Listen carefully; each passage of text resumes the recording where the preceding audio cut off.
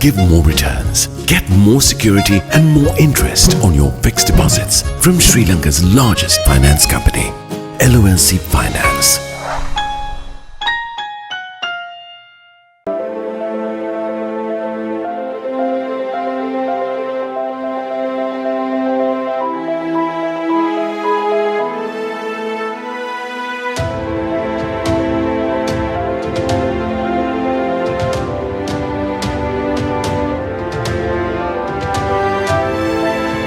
To curb corruption, one must be courageous to confront and rise up against the corrupt.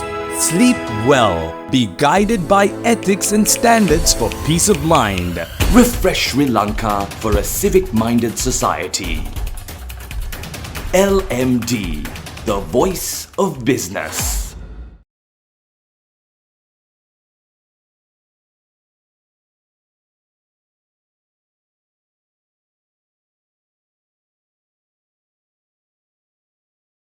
Hello and welcome to LMDtv. Tonight on the forum, we're talking with Chalaka Gajabahu, the chairman of Sri Lanka Tourism Promotion Bureau, and the topic is Promoting Destination Sri Lanka. Chalaka, it's very nice to have you on the show. Most welcome. To start off our discussion today, to give our viewers a kind of foundation, how would you define Destination Sri Lanka today in terms of our brand promise, and our overall offering? Well, that's a nice, very nice question. As of today, tourism has always been a key economic forex earner for Sri Lanka in the past. Especially after our civil war, their tourism actually grew tremendously, and especially in 2018 was our best year, where we got 2.3 million tourists coming into Sri Lanka. But unfortunately, we had incidents such as the Easter bombings, and then COVID. And then most recently last year, our economic crisis. Due to the economic crisis and due to the revolution we had in Sri Lanka, the Western media and all the media around the world created a different picture, which was the case anyway, because any network, any media network has to report what was going on in the country. So that took a huge hit in terms of tourism last year. That's when, under the guidance of Honorable Minister Harin Fernando, we took office, took up a challenge last June. Ending the year last year, we had only 720,000 tourists coming into Sri Lanka. But, the most difficult part was the travel advisories and other, because of the news items, it was very difficult because we are not bringing goods into Sri Lanka. We are not bringing milk or biscuits or steel or whatever to Sri Lanka. We have to bring people. And to convince people to come to a country when there's so much of negative news is not an easy task. So that's where we started off going to our next door neighbor, India, for B2B, some road shows and a couple of, fairs in London. That made a huge success. And then we started a program called Seeing is Believing. We were bringing in influencers, media, journalists to Sri Lanka to show that country is back to normal, because after 3-4 months, most of it was sorted, especially tourism.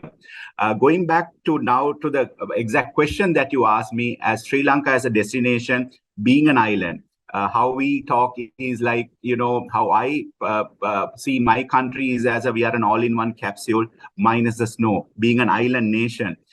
So there's so much that we have to offer. And in terms of positioning, we are going to take it forward. I will come to that when you ask me the next question. I love the all-in-one capsule. I think that perfectly sums it up. So Chalaka, I mean, especially you spoke of, us having to bring people in. So when we're bringing people, I'm going to, I think, ask 2 questions in one here. Who are the new people we're bringing in, and what are we offering to them? And overall, what are the new attractions? Because we're known for a lot of things. And I think a lot of people know what we are known for as well, from our cultural attractions to our history, to our animals. What is novel about our offering today? I'll talk about novelty in the second part, but the first part is actually, Ruwandi, we think that the whole world knows about Sri Lanka, but honestly, because now I have done my research, I've traveled to most parts of our key target markets as well. I've been in touch with the private sector locally and internationally as well.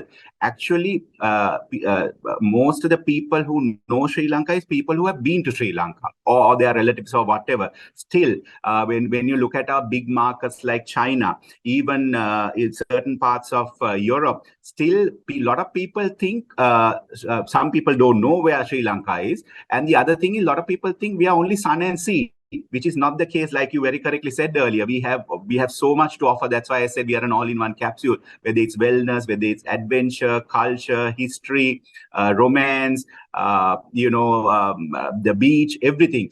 So being an island, a lot of people, when we show that, they are actually shocked. So in terms of brand positioning, with all due respect, Sri Lanka has not done a proper brand positioning for the last, I would say, 15, 20 years, or even longer than that. Because if you look at other competing markets, for example, Incredible India, Amazing Thailand, Truly Malaysia, they have never changed their brand strategy. And a brand strategy is not just a tagline called Incredible India, because I was fortunate enough about 25 years ago, I studied this as a case study when Ogilvy in India did this campaign, Incredible India. So there was a full 360-degree planning session behind it, and they never changed the strategy, and they had a 20-year plan to build the brand, like other competing markets as well. That's a task we have in hand. So that's why we are now going in for the new campaign, which will come out in February. With the new global positioning. And this new global positioning of Sri Lanka, it's going to be a brand footprint for the next 10 years or even more. We don't want to, because with all due respect, when a government change or when a minister change or when a chairman change, to change the positioning of the country, that we shouldn't do. And with my background overall, as you know, come from brand building and marketing strategy, that is my task to position the country. In terms of new novelties, for example, you look at, like I said, there are a lot of hidden treasures in Sri Lanka. For example, we have over 140 shipwrecks from the World War II. A lot of people don't know about this. Is like niche marketing. And at the same time, you ask about Gen Z and, what about like digital nomads? That's another good market for us. So we are creating a new platform for digital nomads to come to Sri Lanka as well, spend their 3 to 6 month work period while enjoying amazing holiday, whether it's on top of a hill or in a camp or in a beachside resort. So that's up to those are new markets that we are going to look at and concentrate on. We are definitely going to keep tabs on the new positioning statement next February. Asking you a little bit about the new travelers. Do you think that we will be focusing on maybe geography based, like you said, markets like China? Or are we also looking at a more global base in terms of digital nomads? How should we position this? Well, actually, first with the global campaign, we need to position with all our categories, not one category, whether it's wellness or adventure or even sun and sea. First, we need to do that positioning. And now, for example, you look at a market like, for example, let's say Germany, UK, France, Germany has been our traditional market. If you look at Germany, the more mature market is into wellness. The young audience is into more adventure. So when we do the campaign, you will see it in such a way that when we talk to those, the digital filtration and the PR filtration will happen in such a way that strategically big, because we don't have big budgets like countries like Saudi, who's promoting tourism in a big way right now. So we need to be very careful on how to position. We need to do the analysis of the target audience, whether it's from Germany, whether it's from India. If you look at India as an example, India has so many categories. As you know, it's about 220 million plus upper middle class families. They are very objective driven, where they should get married, their first job, where should they go on their honeymoon. And then that's one segment. Then you get the Ramayan Trail, which is actually a massive opportunity for us, which we have not developed. So under this new positioning, all these categories will come into play country-wise. But when we say a global campaign, we are not going to go for 50, 60 countries. We need to be careful. When we have a limited budget, we need to go for lower hanging fruits. So our new global campaign will concentrate on 9 to 10 key markets. Though 9 to 10 key markets are India, China, UK, France, Germany, Russia, Australia, 3 countries in Middle East, Scandinavia, Japan, and South Korea. Those are our key markets for the global campaign. We will spend most of our money in terms of digital advertising, ATL advertising, and PR-driven market. That does not mean that we are not going to go to countries like Italy, Netherlands, USA. All that will be there. That will be done through a lot of influencer marketing, the trade fairs, the travel fairs, the road shows along with the private sector. That's how we are going to position it. And I want to be very clear again, we need to identify, when you identify the country, you need to identify the different target audiences of those countries as well. So we will be specifically filtering our message accordingly with the correct categories for those the target audiences. Thank you, Chalaka. Talking of target audiences, Sri Lanka has always looked at the MICE segment also as a very prospective group of, prospective segment rather. How is this segment looking like right now? What are the trends you see that we can optimize on? Oh, actually, it's going amazing. Actually, it's my segment is handled by my colleague Tisum Jayasuri. He's the chairman of the Sri Lanka Convention Bureau. Actually, it has grown tremendously from last year to this year. Already, 5% of the travelers out of 1.2 million who have already arrived to Sri Lanka is from MICE, and that is, I think, about 95% is from India. And then there's another 5% that comes to business purposes apart from the. So I think we have easily had about 20-30 MICE events from India, like Hero Honda, some insurance companies, Tata Group. We have like 400-500. And at the same time, there's a MICE Expo happening next week in Jaffna for targeting South India. I think our SLCB is bringing about 50 delegates from India to market it. India being our key focus for MICE tourism, there are two other big markets, Pakistan and Bangladesh. Again, very growing market. If you look at Bangladesh, which is a corporate-wise a growing market. So MICE tourism is targeting both Bangladesh and Pakistan as well, along with India. It's time to take a very short break, but we'll soon be back to talk more about Destination Sri Lanka. Display your brand message on digital screens at prime locations. The largest digital advertising network in Sri Lanka. Emerging Media. You're mobile, and so are we. Gets me going. Grab the Lite 87 app at the Apple App Store or Google Play now. 87.8 and 87.6 island-wide. Lite 87.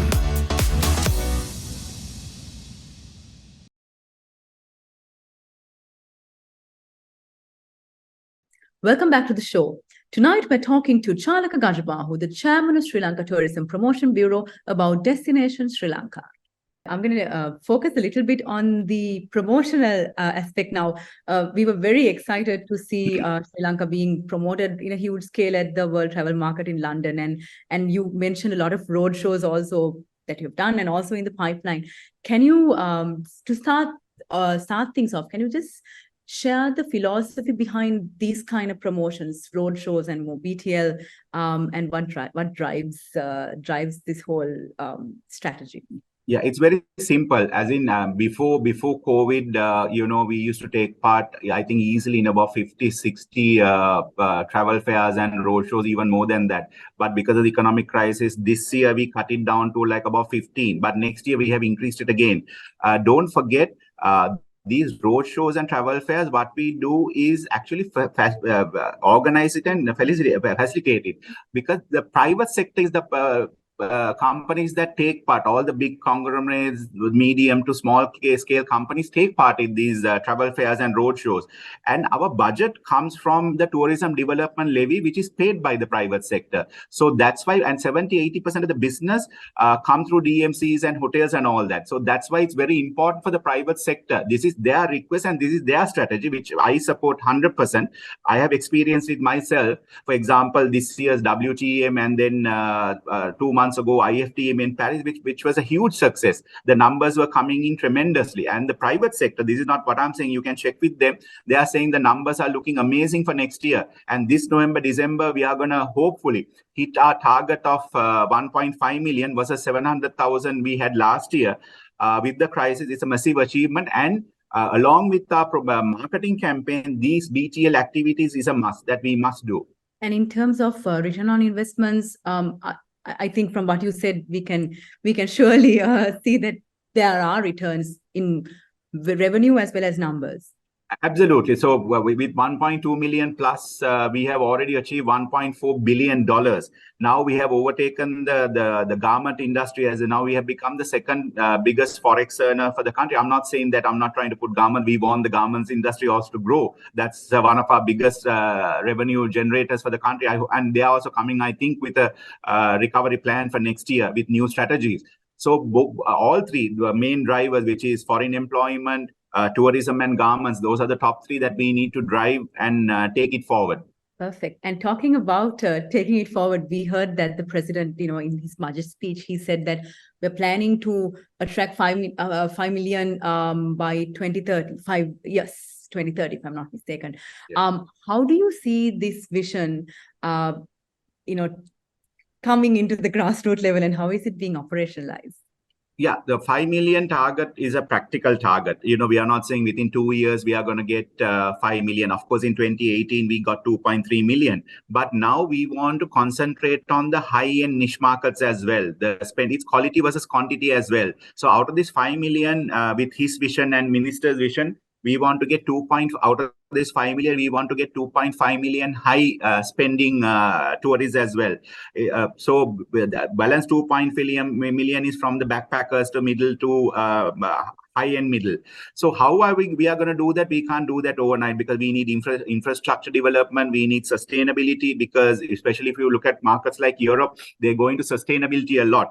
So we need to work and focus on those areas to build that category. So it's a very practical target to achieve this in 5 to 6 years time. And like I said, quality versus quantity. If you take Maldives as an example, they don't have big 7-8 million numbers.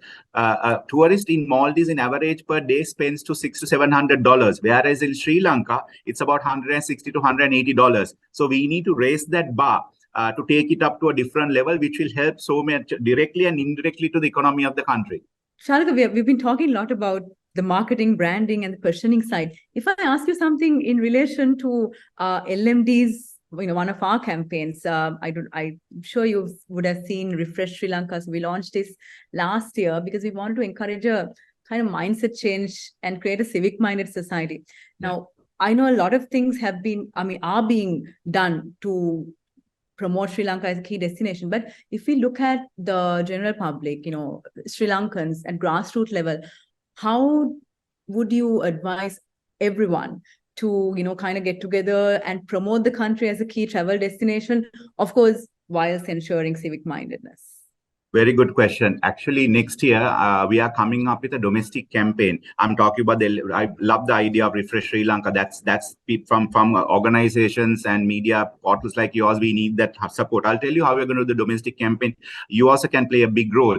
We need from a school child to a mother, to a father, to a bus driver, to a three-wheeler driver. We need to educate them on who we are, who Sri Lankans are, because Sri Lankans are 22 million lovely, beautiful people with a beautiful smile, who are very hospitable. Don't forget, 3 years ago, Nas Daily came to Sri Lanka and did a video. When tourists were stuck in Sri Lanka, our homes took them into their houses and then gave free meals and gave them accommodation without charging them anything. That's who we are. But when we went through a difficult time last year and people went through a struggle. So yes, when we do 99 positive things, I'm talking about the general public, 99% of the time we do positive things, but that one negative, picture, incident can destroy that 99. So we need to educate people and to show people, remind Sri Lankans that, whether it's white, brown, black, brown, or whatever it is, they are tourists. And don't forget who we are, because we are multicultural, multi-religious, we accommodate each other very well. There's no problem at all. So that domestic campaign will drive this message in not only, welcoming them, looking after them, whether it's environment, how to not use plastic, keep our beaches clean, keep Sigiriya at a different level without polluting the area. So in terms of sustainability and all that, so that domestic campaign will drive. So the idea is we are going to get, with the new campaign, we want to get the media involved and drive this message across when we come up with this campaign next year after the global campaign, along with the global campaign, this domestic campaign. Wow, exciting times ahead, and really appreciate that mindset. I'm sure it's going to be a success. Chalaka, we're almost at the end of the discussion, but we've been talking about a lot of things.